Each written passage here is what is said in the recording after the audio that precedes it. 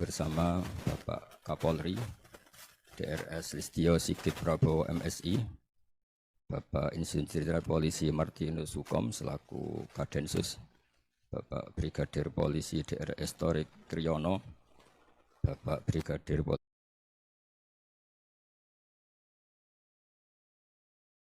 Polisi Simpson, SIK MSI Bapak Brigadir Arif Mahfud, SIK MH Bapak AKBP MD Sotik, Bapak AKBP Jimli Brilian SIK, dan Bapak AKBP Beridiantara SIK, dan semua teman-teman yang saya hormati.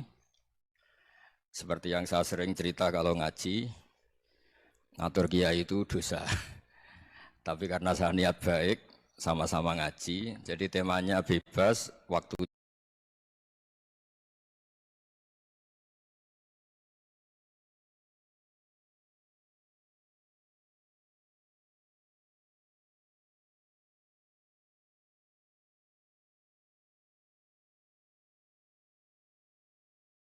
juga paling lama saya ngaji paling 20 menit sampai 30 menit. Sesi jawab, tanya jawab hanya 2 pertanyaan. Tidak boleh bantah, yang punya diri saya kok diatur. Ini semakin lama Anda ngatur saya semakin dosa, karena ngatur orang itu tidak baik. Apalagi ngatur kiai itu tambah tidak baik lagi ini. Iya toh, misalnya saya ke Jakarta, nelpon Pak Martinus, Pak sini, ya belum mesti bisa. Jadi ya sama-sama nggak mesti bisa kan. Tapi monggo lah kita cerita-cerita Islam, cerita-cerita beragama yang rileks. Kita semua tadi seperti yang dikatakan Kadensus pernah disewani Mas Sufyan Sauri, juga beliau pernah ngaji. Sebetulnya dalam banyak hal-hal yang keseharian itu lebih prinsip ketimbang ide kita tentang hal-hal besar. Saya beri contoh, Allah itu Tuhan yang maha kuasa, yang menguasai alam raya ini. Kadang-kadang menjelaskan dirinya itu hanya alladzi at'amahum min ju'. Saya ini Tuhan yang memberi makan kamu saat Anda lapar, saat kalian lapar. Jadi untuk beriman kepada Tuhan yang Maha Esa, kepada Allah, kamu yakin yang memberi makan kamu itu Tuhan. Apapun kecewanya Anda terhadap tetangga, terhadap negara, terhadap mertua, terhadap istri, itu kecewa Anda tidak akan mati. Tapi kalau tidak makan itu mati. Sehingga Allah mensifati dirinya kadang pakai keseharian. Alladzi at'amahum min ju'. Tuhan itu siapa? Yang memberi makan kamu ketika lapar. Tapi kamu untuk syukur itu nunggu punya istri cantik, neriman, gampang diatur, membolehkan poligami. Terus 4 istri itu neriman semua, loyal semua. Itu sombong betul. Mau syukur saja kok repotnya seperti itu. Jadi mau syukur ya ada makanan dimakan. Itu. Kalau ngantuk ya tidur. Ayatnya wa min ayatihi manamukum billaili wan nahar. Maksud ayat Allah itu tidur. Nah, keangkuhan-keangkuhan ini yang menjadikan kita itu jadi repot hidup. Untuk syukur kok nunggu tadi. Mertua baik, tetangga baik, istri baik. Apa saja di sekelilingnya harus baik. Nah, keinginan berlebihan ini menjadikan kita lupa ada hal-hal yang paling kita butuhkan, yaitu oksigen. Kita boleh nempat di buminya Allah. Alladzi ja'ala lakumul ardo firasya. Bumi kamu tempati enak. Coba kalau gempa. Apa artinya istri 4 cantik semua kalau pas digoyang apa? Gempa. Apa artinya kamu jabat? Entah apa saja jabatannya. Kalau bumi likuifaksi, habis kamu. Kiai meskipun dai kondang umatnya jutaan, kalau likuifaksi di panggung hancur. Tapi nikmat-nikmat yang disebut Allah seperti kita kaji keseharian. Alladzi ja'ala lakumul ardo mahda. Allah itu yang menjadikan bumi dalulan, yang mudah diinjak. Famshu fi mana dia silahkan pakai jalan-jalan. Jadi saya termasuk benar-benar kiai Jawa. Kalau kerennya Kiai Nusantara atau Kiai Indonesia lah. Diajari bapak saya Kiai Haji Nur Salim, diajari Mbah Maimun. Itu Islam itu keseharian. Karena ketika Anda memilih hal-hal yang serius, itu tujuan utamanya nyari ridhonya Allah. Dan ridhonya Allah bisa kamu dapatkan sesuatu yang pasti benar. Misalnya dalam sebuah hadis Sahih Muslim disebutkan, Innallaha la yardo anil abdi idza akalal akla fayahmadahu 'alaiha aw yashraba syarba fayahmadahu 'alaiha. Itu redaksinya inna itu sesungguhnya, la yardo juga pakai lam taukid juga maknanya sesungguhnya. Sungguh-sungguh Allah sangat ridho ketika seorang hamba itu makan. Makan ketika sesuap nasi dia muji Allah, ketika minum seteguk nasi dia muji Allah. Itu kalau orang diridhoni Allah itu wali betul. Itu untuk jadi wali itu gampang, kamu makan ridho, kamu ninjak buminya Allah ridho seneng, kamu hidup keseharian aman seneng. Nah ini supaya sampean kita semua lah, kita semua ngaji betapa panduan Rasulullah untuk menggapai ridho Allah itu banyak yang keseharian sekali. Saking kesehariannya banyak dalam hadis dan itu sahih. Nabi menyebut hal-hal yang keseharian. Hatta ma tas'alu fi fimra'atika. Kamu punya uang, kemudian istri kamu bisa makan, itu ibadah. Bahkan sebagian ibadah itu dicontohkan Nabi yang akhirnya diprotes sahabat. Yaitu wa fi buti ahadikum sedekah. Kamu menggauli istri kamu itu ya sedekah. Sampai sahabat bilang yang benar ya Rasulullah. Ayati ahaduna syahwatahu wa huwa lahu ajrun. Masa urusan biologis, urusan syahwat kemudian dia dapat pahala. Nabi menjawab, alai salawadu'aha fi haramin akana alaihi wisrun. Bagaimana kalau dia meletakkan ke yang tidak benar itu kan dosa. Nah, hal-hal seperti ini yang saya ingin teman-teman semua lah, semua. Saya juga agak ingin ngaji demi Anda juga agak ingin. Itu dosa sekali ngaji kok pesanan kelompok tertentu itu enggak boleh. Islam itu untuk semua. Jadi ya cuma karena di depan saya jenengan ya seakan-akan jenengan korbannya. Itu ada ilmunya dalam usul fikih itu. Jadi orang itu harus ngaji usul fikih. Nama yang disebut, mungkin Mas Sufyan masih ingat zaman ngaji usul fikih. Nama yang disebut itu tidak jaminan sebagai prioritas perintah. Jadi misalnya gini, kebetulan yang di depan Nabi itu Abu Dzar. Nabi ya bilang, ya Abu Dzarin ini uhibbuka misalnya, atau ya Mu'ad ini muhibbuka, atau ya Abu Hurairah ini uhibbuka misalnya.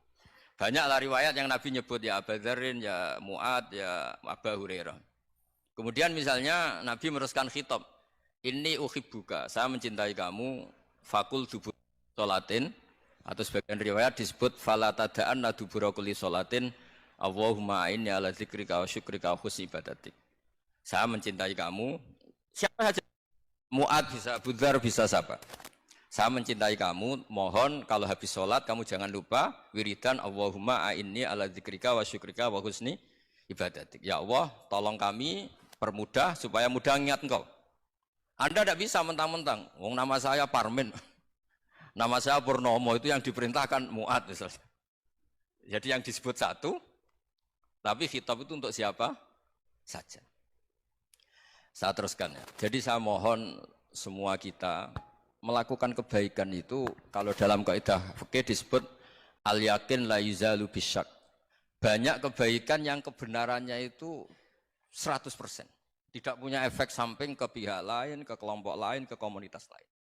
Yaitu tadi misalnya Anda makan, dan itu murah sekali, hanya butuh satu piring. Setiap kunyahan kamu muji Allah, setiap minum kamu muji Allah. Itu redaksinya Rasulullah SAW disebut, Allah sangat ridho ketika seorang hamba makan, kemudian dia memuji Allah. Atau minum, kemudian dia muji Allah. Logikanya gampang, negara seperti ini yang kamu harapkan bentuknya kayak apa, mertua, ipar, komunitas, tetangga, itu nyata terjadi itu kan belum pasti. Sementara yang mesti terjadi adalah kamu butuh makan, kalau tidak mati. Butuh minum, kalau tidak mati. Butuh bumi yang nyaman ditempati, kalau tidak kita juga mati. Sebab itu Allah kalau menyebut nikmatnya itu hal-hal yang keseharian. Alladzi at'amahum min ju'. Allah itu siapa? Allah itu yang menciptakan kamu bisa makan. Tidak berlebihan, Allah itu yang menciptakan kondisi sosial itu ideal. Zaman Nabi itu ya ada orang munafik. Orang-orang pilihan Allah itu juga diuji orang sekelilingnya yang macam-macam. Semua diuji sesuai konteks zaman dan waktu. Nah, tapi ada ibadah-ibadah yang selalu disarankan Nabi. Sampai Nabi itu pernah ditanya, ayul Islam ya khairun ya Rasulullah, Islam terbaik itu gimana? Jawaban Nabi itu unik. It'amut to'am. Islam terbaik itu ya makan-makan, yang santai-santai. Ketika Allah menyebut beberapa kebaikan, falak tahamal aqobah, wa ma adrokan apa? Mal aqobah. Terusannya apa? Fakku raqobah. Terusannya apa? Au it'amun fi yaumin di masubah. Ya itu acara makan-makan itu juga Islam. Kenapa? Ya bayangkan kalau tidak ada makanan, kita mati kan? Kondisi sosial tidak ideal itu Anda masih gak apa-apa. Tapi kalau Anda tidak makan, Anda tidak minum, Kamu punya istri cerewet masih bisa hidup, punya mertua cerewet masih bisa hidup. Tapi kalau tidak makan bisa mati. Berarti penting mana istri sama makan? Penting mana? Makan.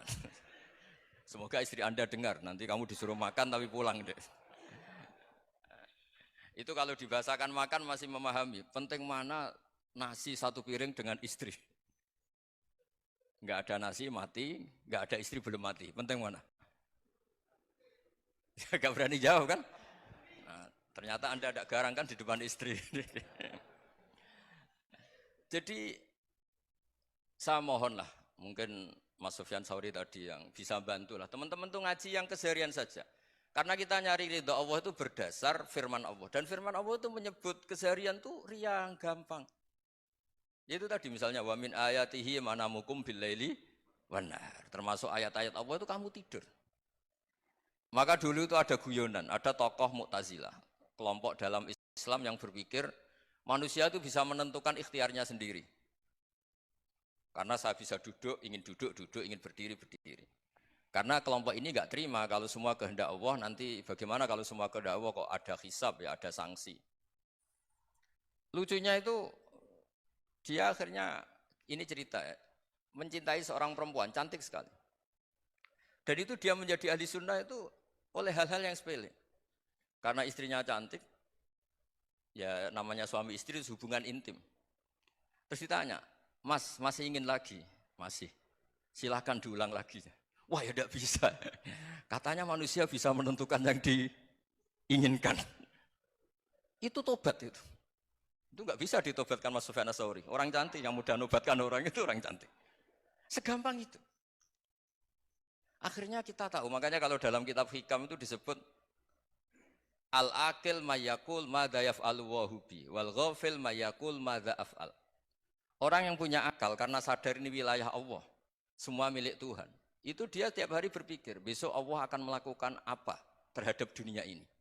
Kamu merencanakan suatu mau plesir, ternyata gempa.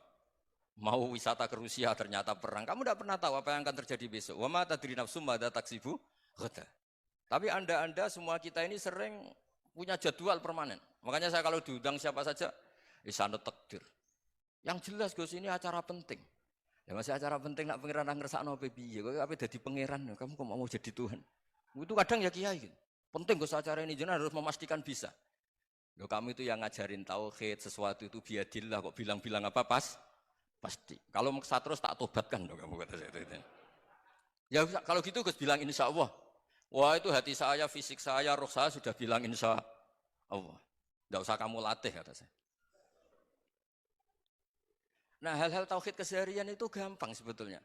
Wal ghafil yaqulu madza af'al. Tapi orang yang lupa Allah dia setiap hari bilang besok apa? Kita bisa melakukan apa? Seakan-akan dia itu aktor, dia penting, dia subjek permanen, dia. Padahal kita ini hanya objek kehendak Allah Subhanahu wa taala. Karena kita yakin sesuatu yang terjadi di alam raya ini kita tidak bisa apa-apa.